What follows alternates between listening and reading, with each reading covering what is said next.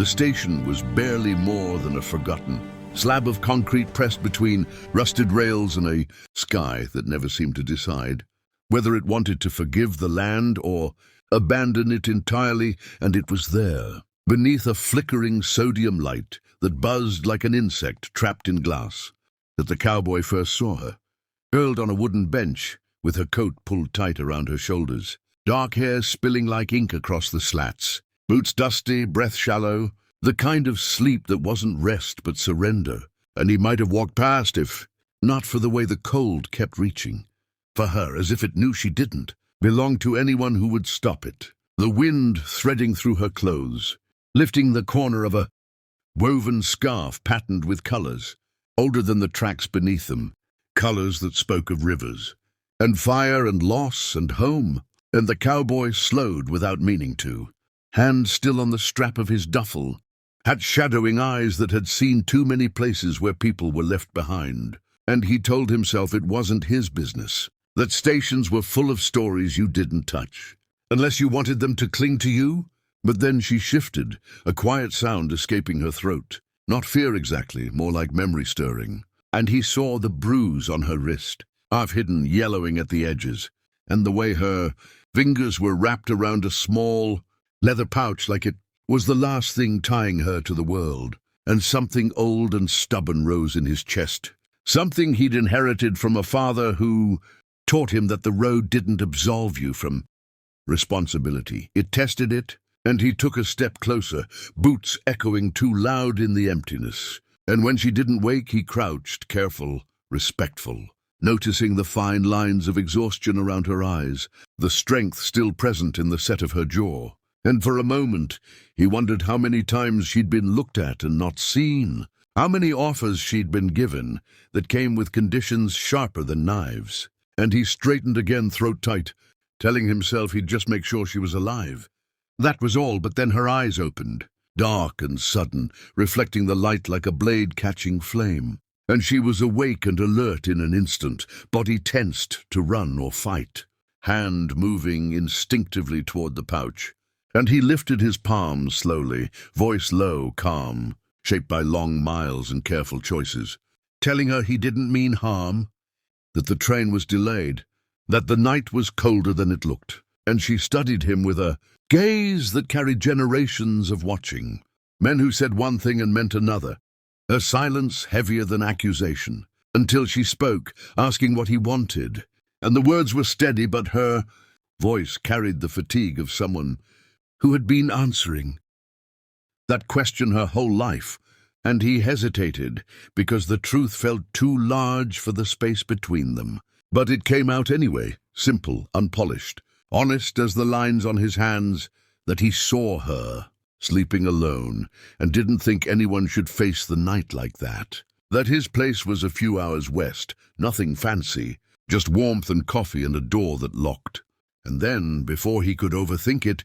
before fear or pride or the weight of history could stop him, he said it, the words that would change both their lives. Come home with me if you want. Not a demand, not a promise, but an opening. And she didn't answer right away, because choice is a dangerous thing when it's been taken from you too many times. And as the wind howled down the tracks and the light flickered again, the station held its breath, waiting to see whether two strangers would pass like all the others, or whether this night would become a story worth carrying forward. The kind people remember, the kind they return to again and again, because it reminds them that sometimes, in the loneliest places, a single sentence can redraw the map of a life. She didn't answer him right away, and the silence that stretched between them was thick with everything unspoken, with history pressed into the cracks of the platform, like old blood into wood grain.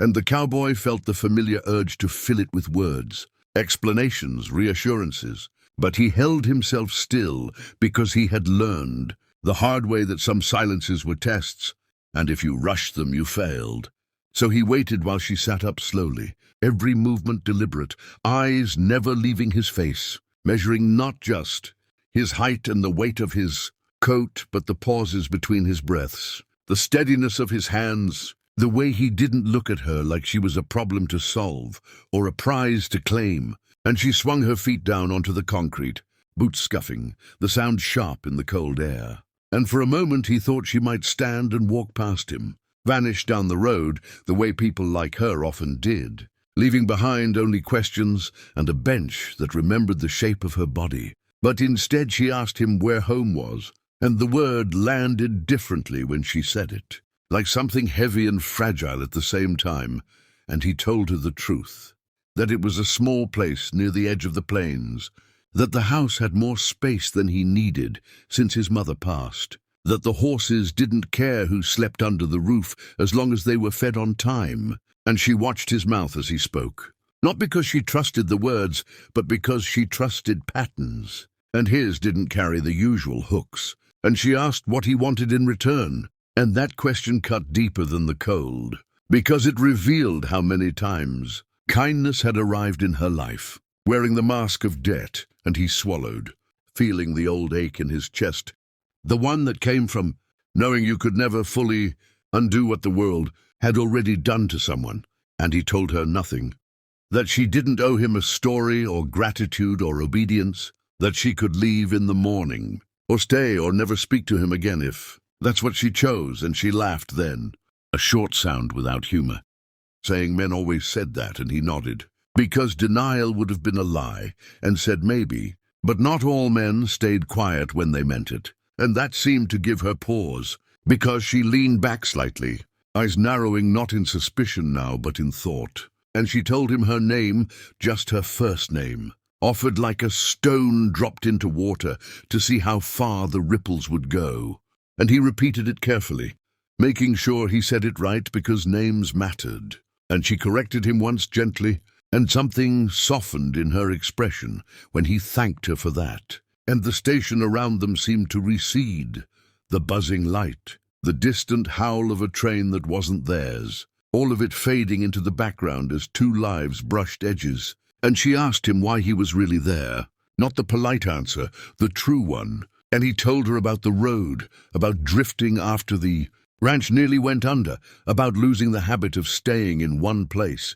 about how sometimes he came back to stations like this because they reminded him that everyone was waiting for something, even if they pretended not to be, and she listened, arms folded now not in defense but warmth. And when he finished, she was quiet again, gaze dropping to the pouch in her hands, fingers tracing its worn stitching, and she told him it held the ashes of her grandmother, that she was trying to get them back to land that still remembered her.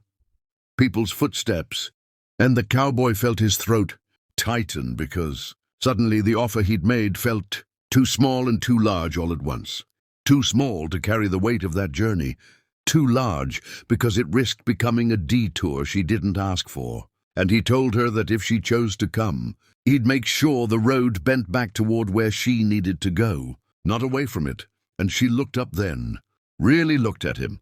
and for the first time, her eyes carried something other than caution, something like recognition, as if she were seeing not just a man, but a moment, one of those rare intersections where choice still existed. And she stood, slung her worn bag over her shoulder, hesitated only a second before nodding once, sharp and final, saying she would come, but only for the night. And the relief that flooded him was quiet, restrained, because he knew better than to celebrate borrowed time. And as they walked toward his truck, parked beyond the reach of the light, their shadows stretched long across the concrete, overlapping briefly before separating again, and neither of them noticed the way the station seemed less empty behind them, as if the very act of choosing connection had left something warm behind, something that would linger long after they were gone, waiting for the next pair of strangers, the next story, the next listener willing to stay long enough to hear it all unfold. The truck smelled of leather, dust, and coffee gone cold, and as she climbed in, she chose the passenger seat without being asked, placing her bag between her boots like a boundary she could redraw at will. And the cowboy turned the key slowly, engine rumbling to life in a way that felt almost intrusive against the quiet they'd carried with them from the station. And for a while they drove without speaking, The road stretching ahead like a long-held breath finally released. Moonlight washing over the plains and turning fence posts into fleeting ghosts. And he kept his eyes forward, hands steady on the wheel, because he knew that trust wasn't built by looking but by not taking advantage of the chance to. And she watched the landscape slide past, recognizing patterns of land that had once belonged to stories instead of deeds. And when she finally spoke, it was to ask him to pull over near a rise where the earth dipped gently. And he did without question, gravel crunching softly under the tires. And she stepped out, lifting the pouch from her bag, holding it against her chest while whispering words he didn't understand but felt anyway, words that carried grief and gratitude braided together. And he stayed by the truck, hat in his hands, understanding instinctively that witness was sometimes the only role you were allowed. And when she returned, her shoulders looked lighter, as if some of the night had loosened its grip. And the rest of the drive passed with fragments of conversation, small truths traded like kindling, her childhood spent moving between places that never quite claimed her, his years learning that solitude could become a habit as dangerous as any vice. And when the house finally appeared, a low structure wrapped in darkness and stars, she paused at the door, looking not afraid but resolute. And he told her again she could leave any time, that the road wasn't a trap. And she nodded, stepping inside. And the warmth met her like an old memory she hadn't trusted herself to want. And as she sat at the table with a mug of coffee warming her hands, the cowboy realized that whatever happened next, whatever paths they took in the morning, this night had already done its work. Because two people who had learned to survive without expecting kindness had chosen for a few hours